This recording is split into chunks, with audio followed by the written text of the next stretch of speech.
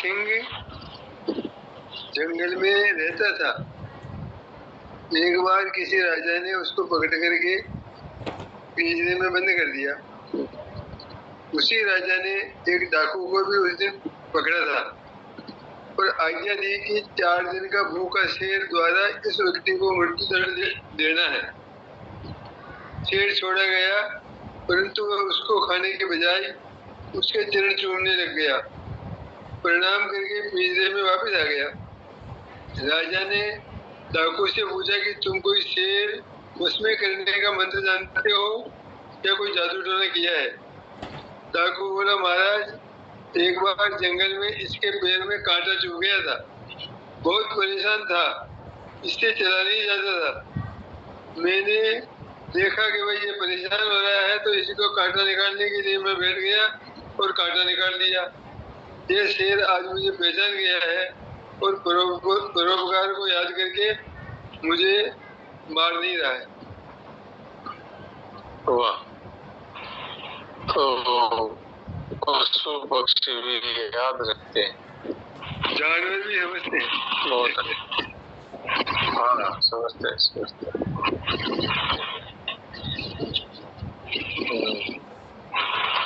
ऐसे जानवर के वीडियो देखे हैं जो बड़े बड़े शेर है, वो पालने वाले के गले में हाथ डालकर गले में मिलते हैं लेकिन काटते नहीं। ऐसे वीडियो देखे हैं मैंने।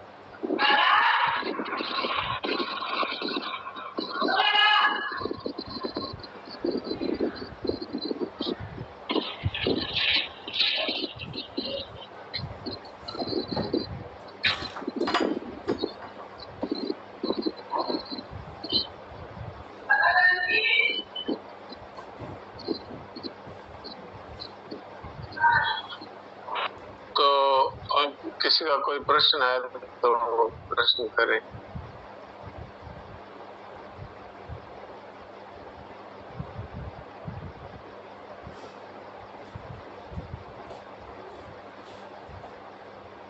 परमात्मा प्राप्ति के बड़े सुगम साधन हैं। तो कई बार आपकी सेवा में निवेदन किया हुआ है और फिर भी कर देता हूँ। सब कुछ भगवान है, ये एक बहुत ही सुगम साधन है।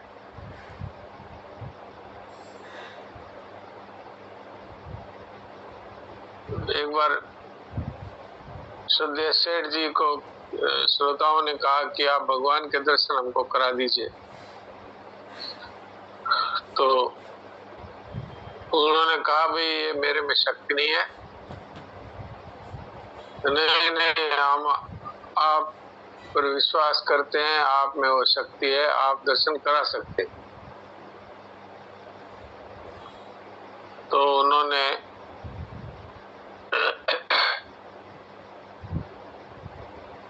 उनको बाहर ला करके और कहा सूर्य भगवान की तरफ इशारा करके कि ये भगवान नारायण है साक्षात, इनके दर्शन करो। तो सभी हंसने लगे कि इनके तो रोज करते हैं। तो उन्होंने कहा कि साक्षात भगवान नारायण हैं, इस तरह से यदि हम स्वीकार करके दर्शन करते हैं तो तत्काल दर्शन का फल प्राप्त होता है। ऐसे तो पूरे संसार को हम देखते ही हैं, लेकिन हमें उनमें भगवान के दर्शन नहीं होते। लेकिन भगवान के वचनों के आधार पर यदि हम ये मान करके कि मत्ता परधर्म किंचित अस्ति धनंजय, हे अर्जुन, मेरे सिवाय कहीं पर भी कुछ नहीं है, और हम सब में यदि भगवान को देखें तो भगवान के दर्शन हो सकते हैं। तो ये बात हमारे लिए कितनी उत्साहजनक है कि भगवान के दर्शन अभी हो सकते हैं। जो हमारे सामने आते हैं सब भगवान ही है, दूसरा कोई नहीं।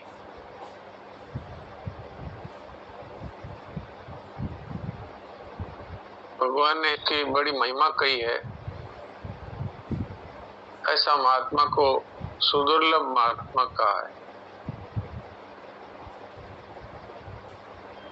और बहुत जन्मों के अंत के जन्म में, अर्थात वो उसका अंतिम जन्म है, बस इसके बाद उसका जन्म नहीं होगा। उसको ज्ञानवान कहा और अपने शरण आया हुआ कहा। बहु नाम जन्मनाम अंते ज्ञानवान माम प्रपद्यते, मेरी शरण हो गया हो। यानी सब कुछ परमात्मा ही है ऐसा मानने वाला, उसको भगवान अपना शरणागत मानते हैं। क्योंकि सब कुछ परमात्मा है ऐसा जो जान गया, जिसने ऐसा मान लिया, उसकी दृष्टि में तो एक भगवान के सिवाय दूसरा कुछ रहा ही नहीं। तो अब उसका जन्म दोबारा होगा क्यों?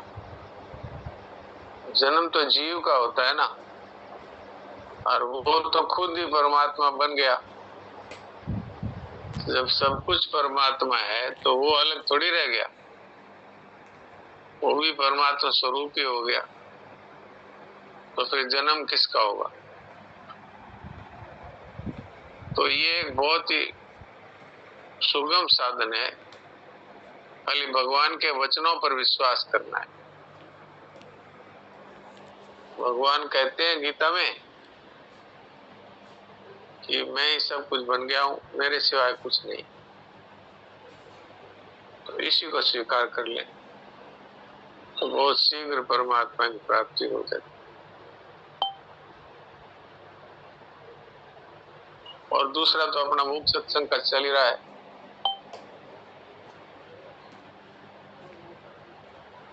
अगर मनुष्य मुख्य सत्संग का अभ्यास करे तो उससे अपने स्वरूप का बोध हो जाता है।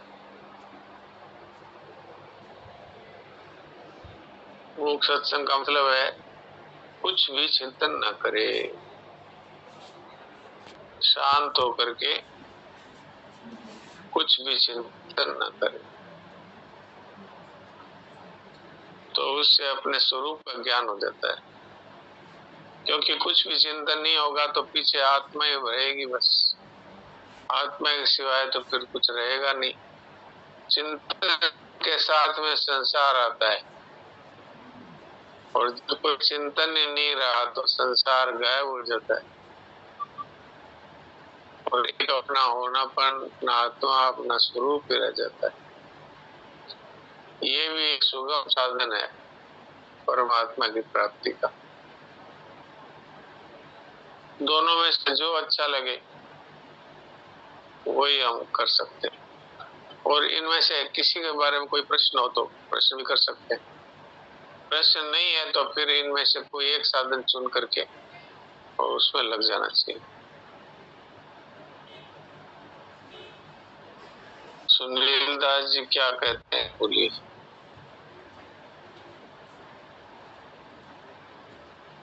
बोलिए। महाराज जी राम पूजा से बात करेंगे। राम राम। महाराज जी, सेठ जी कह रहे हैं जैसे इस संसार में नाविक केवट जो है लोगों को नाव में बैठा करके पार लगा देता है, वैसे ही भगवान लोगों को संसार सागर से बैठाकर नदी संसार सागर से पार लगा देते हैं। जी। तो फिर तो हम लोग निश्चिंत रहना चाहिए ना महाराज जी, भगवान तो पार करेंगे संसार सागर से। हाँ, निश्चिंत अवश्य रहना चाहिए, निश्चिंत तो अवश्य ही रहना चाहिए। लेकिन साथ में ये बात है कि किसी प्रकार का असाधन नहीं होना चाहिए, बस फिर तो वो पार लगा ही देंगे। साधन ही तो समस्या है, समस्या अपना जाना हुआ असाधन जीवन में रहेगा तो भगवान कैसे पार लगाएंगे? तो भगवान है वो विभिन्न परिस्थितियां भेजते रहेंगे जिससे कि हम असाधन से दूर हो जाएं। तो असाधन का त्याग कर दें तो भगवान को फिर कुछ जोर नहीं आता। फिर तो ये साधन धाम मोक्ष के द्वारा ये मनुष्य शरीर मिल गया, अब ये मोक्ष के द्वार प्रवेश कर जाओ। असाधन जो करते हैं, झूठ है, कपट है, चोरी है, बेईमानी है, ये छोड़ देना चाहिए। भगवान की शक्ति से आपको नाम जब जी महाराज जी, असाधन तो दूर भगवान की शक्ति से ही होंगे ना। भगवान जी तो शक्ति दे रहे हैं, तो भगवान की शक्ति से असाधन दूर होगा। नहीं, भगवान तो शक्ति दे रहे हैं सभी को। भगवान ने तो किसी से कमी नहीं रखी है शक्ति देने में।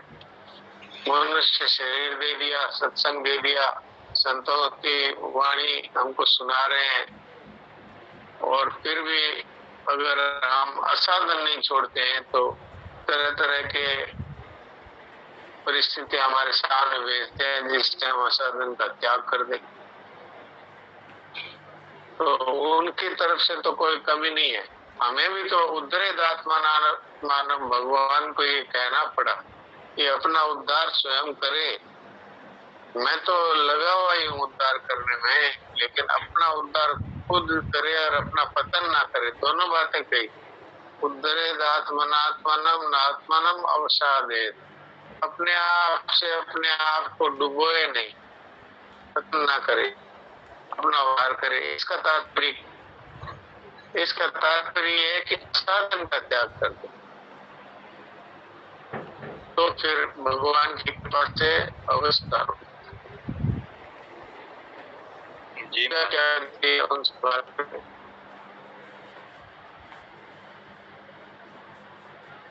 हाँ पूजा बोलो। प्रणाम जी सा, आवाज आ जी सर। ये वासुदेव सर्वम की जो बात है कि भगवान के सिवा और कुछ भी नहीं है, तो ये हमारा एक स्वीकृति है। हमने दृढ़ मतलब मान लिया है कि सच में भगवान के सिवा और कुछ नहीं है। तो इसके बाद क्या ये हमें अभ्यास रूप से भी करना है कि मतलब जैसे आप कहते हैं कि सबके अंदर मतलब भगवान को देखते हुए उन सबको प्रणाम करो, तो ये भी साथ साथ में है कि हमने जब एक बार स्वीकार कर लिया तो उसी में बस स्थित रहे। हाँ, स्वीकार कर लिया तो अब हमारा व्यवहार उसके अनुसार ही होगा। व्यवहार उसके अनुसार ही होगा ना। अपने सामने जो आया वो साक्षात नारायण ही है, तो अब हमारा व्यवहार तो उसके अनुसार ही होगा। नमस्कार भी होगा, उनके साथ व्यवहार भी भगवान की तरह ही होगा। तो ये तो उस स्वीकृति का ही तो फल है। ये तो अच्छा भाई भगवान है तो अब हमें उनके साथ व्यवहार तो भगवान की तरह ही करना है ना। तो मनी मन आप कह रहे हैं कि मनी मन, हाँ आप कह रहे हैं कि मनी मन अपने आप स्वतः ही होगा, वो अपने आप ही होना चाहिए। वो अपने आप होना ही चाहिए। जैसे हम एक तो साधारण व्यक्ति से मिलते हैं और एक किसी अफसर से मिलते हैं, तो फर्क कितना रहता है? फर्क रहता है अपने आप के व्यवहार में। तो ऐसे एक तो आप साधारण जगत के व्यक्ति से मिल रहे हैं और एक भगवान से मिल रहे हैं, तो फर्क तो स्वतः ही रहेगा ना। तो स्वीकृति के अनुसार व्यवहार स्वतः ही होगा, वो करने की अभ्यास करने की जरूरत नहीं पड़ेगी, वो स्वतः ही होगा। इसमें कोई संदेह हो तो बोलिए। अच्छा, तो मतलब अगर स्वतः अगर हम मतलब हर परिस्थिति में हमको अंदर ये जागृति हमेशा ही रहनी चाहिए कि सब भगवान रहेगी। वो तो हाँ, वो तो स्वीकृति अगर हमने कर ली तो अब तो नेचुरल बात है। जैसे एक व्यक्ति हमें रोज मिलते हैं तो हम उनको नमस्कार करते हैं। मान लो हम घूमने जाते हैं, सुबह सुबह एक व्यक्ति मिलते हैं, हम रोज नमस्कार करते हैं। लेकिन हमें एक दिन पता लगा भाई ये यहाँ के कलेक्टर हैं, तो हमारे नमस्कार में फर्क आ जाएगा कि नहीं उसी दिन से? उसमें कुछ करना थोड़ी पड़ता है, वो तो स्वतः ही एक तो साधारण व्यक्ति से आप बात कर रहे हैं और एक आप भगवान से बात करते हैं, तो आपके हृदय में श्रद्धा है, आदर है, इस तरह का व्यवहार में अपने आप ही चेंज आ जाएगा। तो ये बात जी सर, इसके लिए कोई अलग से अभ्यास की जरूरत नहीं पड़ेगी। ठीक है जी सर, जी सर, राम। अच्छा, तो अब सोहन जी ने भी हाथ उठाया था, एक बार उनको अनम्यूट करके पूछता हूँ क्या करना चाहते हैं।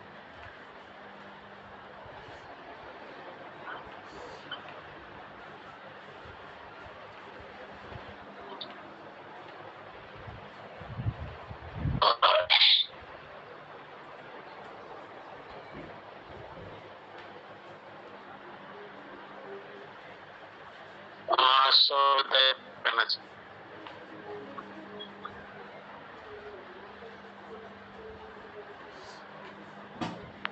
जी सर, राम राम बोलिए। जी सर, अगर भगवान के नाम का जप भी ना हो और वासुदेव सर्वम है तो भी हमें भगवान के प्रेम की प्राप्ति हो जाएगी अगर जप ना हो पाए? हाँ, हो जाएगी, क्योंकि वो तो भगवान ही है, सब कुछ है।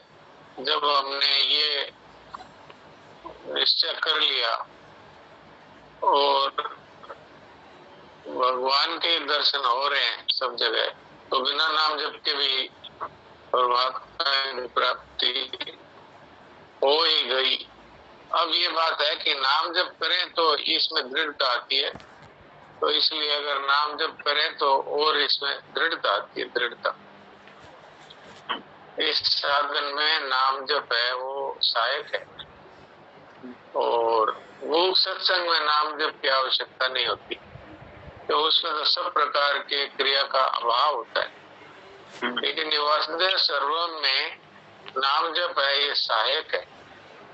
ये एक प्रकार से हर समय हमें, जैसे चौकीदार कहता है ना जागते रहो, ऐसे ये नाम जप जो है ये भगवान को पुकार है। ये हम भगवान को पुकारते हैं एक प्रकार से, तो ये इसमें सहायक है। तो करें तो बहुत अच्छा है, नहीं तो भी खाली आप वासुदेव सर्वम के सिद्धांत को स्वीकार कर ले तो भी आपका उद्धार तो निश्चित ही है, इसमें कोई संदेह नहीं। और अगर और गहराई से जाएं तो भगवान इस तरह से जो सब जगह मुझे देखता है वो ज्ञानवान है। तो ज्ञानवान का अर्थ होता है कि वो तत्वज्ञानी हो गया और वो मेरी शरण है, ये भगवान स्वीकार करते हैं। बहु नाम जन्मना मनते ज्ञानवान माम प्रपद्यते, मतलब इस तरह वो मेरी शरण हो गया। शरण हो गया का तात्पर्य है कि सब कुछ भगवान ही है, तो वो अब अलग कहाँ रह गया, वो भी तो भगवत स्वरूप ही हो गया। सब कुछ में तो वो भी आ गया ना, तो अपना अलग अस्तित्व कहाँ रहा। तो इसलिए भगवान ने इसको बहुत महत्व दिया है, इसीलिए इसको सुदुर्लभ महात्मा कहा है।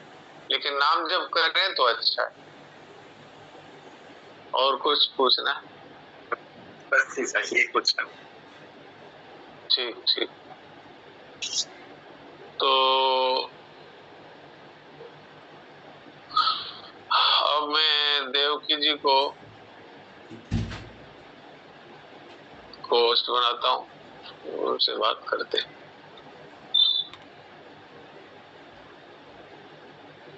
देवकी जी, अभी जो बातचीत हुई उसमें आपको कुछ बोलना है तो बोलिए। नारायण नारायण नारायण। जब जड़ता बिना विकल्प के स्वीकार कर लेते हैं, फिर संशय कोई रहता ही नहीं है, प्रश्न रहता ही नहीं है। बिल्कुल बिना विकल्प के दृढ़ता पूर्वक स्वीकार करने के बाद में फिर क्या रहता है? उसने विकल्प कोई है ही नहीं, एक परमात्मा के सिवाय दूसरा कुछ संसार में है ही नहीं। तो दृढ़ता पूर्वक विकल्प रहित होकर के स्वीकार कर लिया तो तत्काल ही भगवत प्राप्ति ही है। हाँ, और अपना स्वतंत्र अस्तित्व फिर रहता ही कहाँ है? भगवान ही सब कुछ है, तो आप भी तो उस सब कुछ में आप भी तो आ गए, आप कोई अलग थोड़ी रह गए।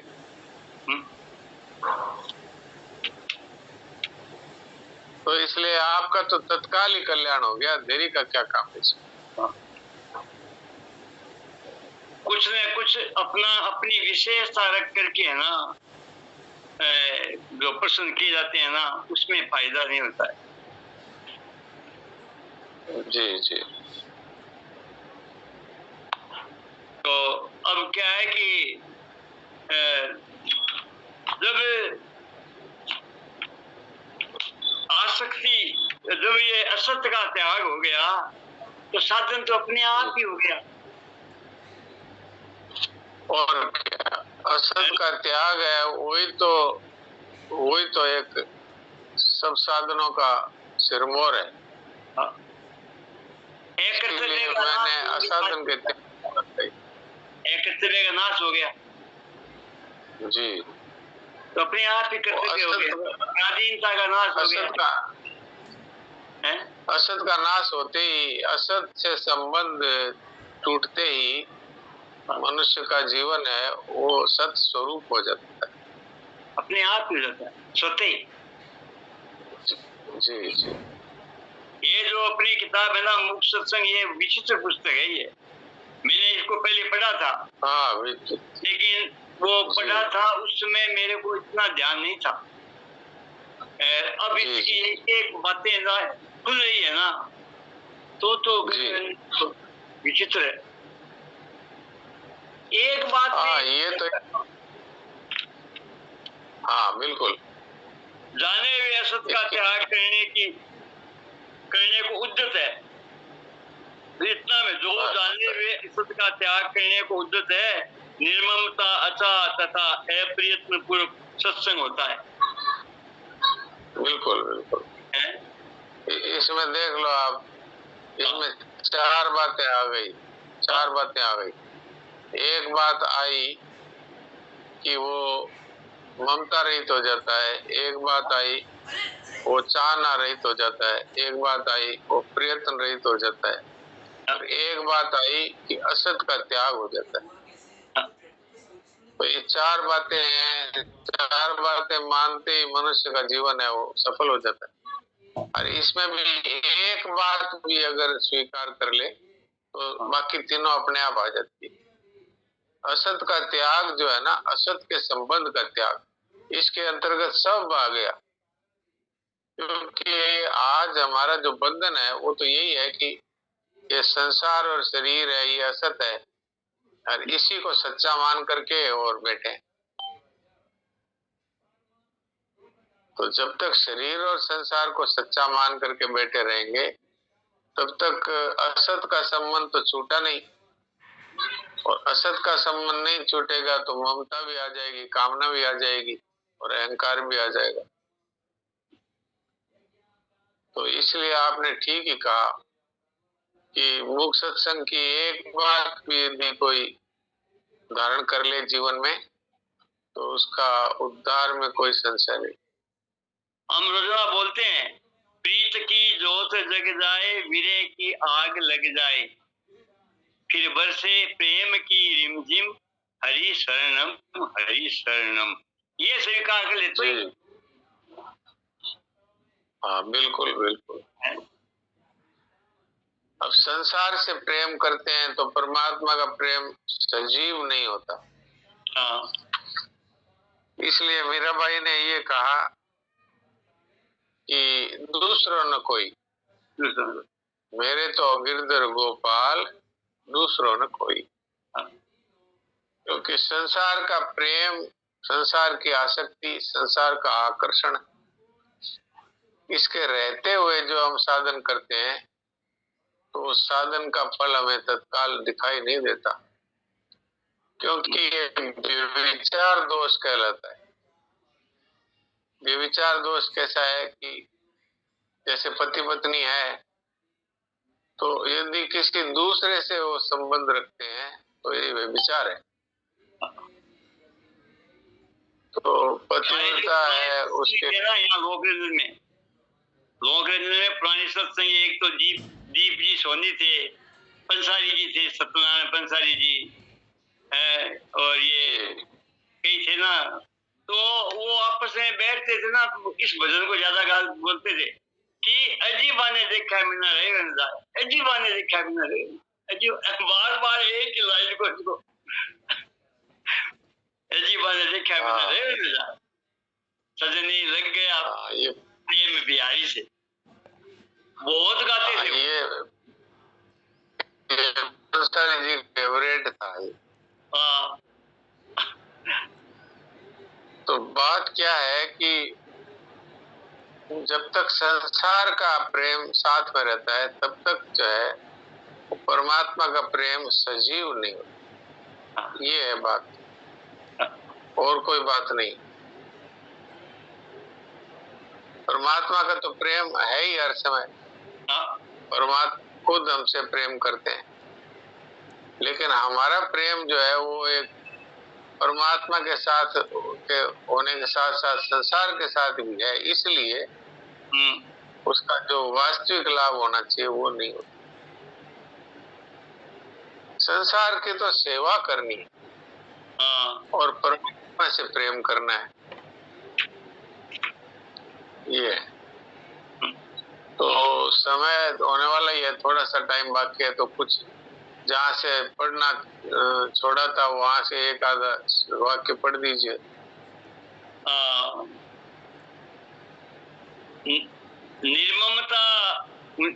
निर्ममता अच्छा तथा अप्रियतन सत्संग होता है।